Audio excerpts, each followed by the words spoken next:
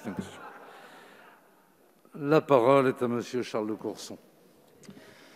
Ma question s'adresse à Monsieur le Premier ministre. Monsieur le Premier ministre, votre gouvernement a déposé le samedi 7 novembre à 12h52 un amendement sur la deuxième partie du projet de loi de finances pour 2021, lui donnant la possibilité de renégocier à la baisse les tarifs des 800 plus gros contrats de production d'électricité photovoltaïque conclus entre 2006 et 2010.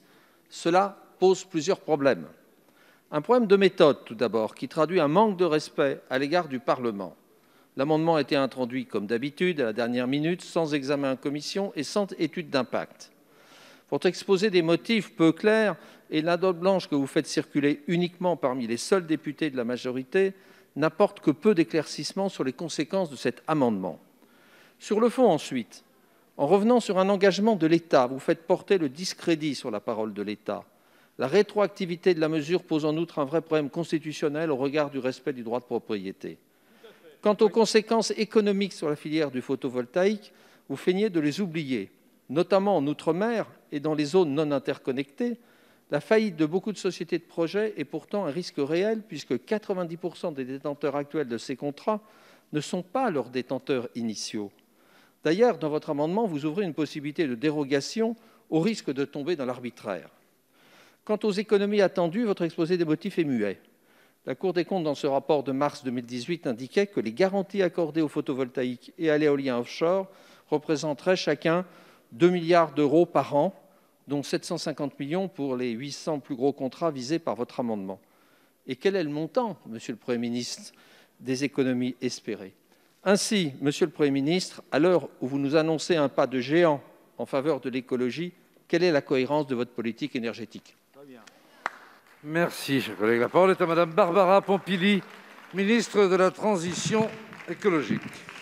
Merci, Monsieur le Président. Monsieur le député Charles de Courson, je vous le confirme tout d'abord, l'objectif du gouvernement est bien de soutenir massivement le développement des énergies renouvelables, comme en témoignent les 110 milliards d'euros d'engagement à couvrir sur 20 ans, ou encore l'accroissement à venir de 25% du soutien financier aux énergies renouvelables pour 2020 et 2021.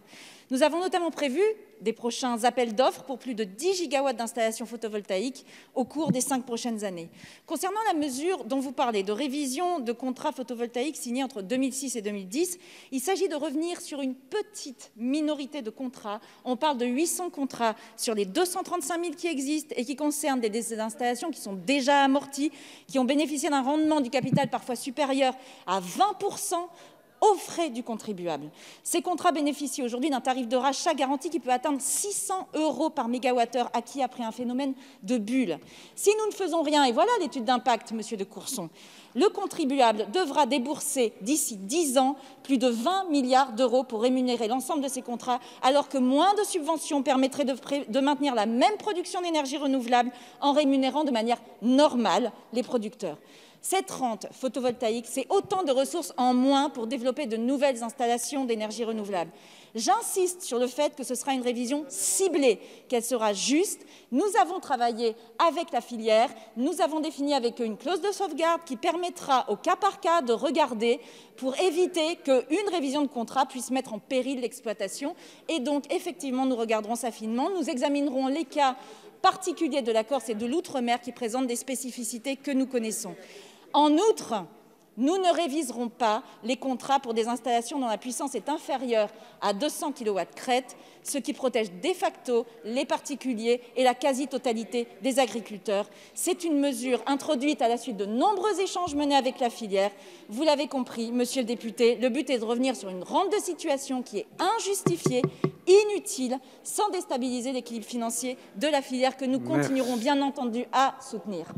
Merci, Madame la Ministre. Monsieur le député. Madame la ministre, vous avez donc mis plus de 3 ans pour découvrir cette situation, qui n'est pas d'ailleurs spécifique à cette filière par parenthèse.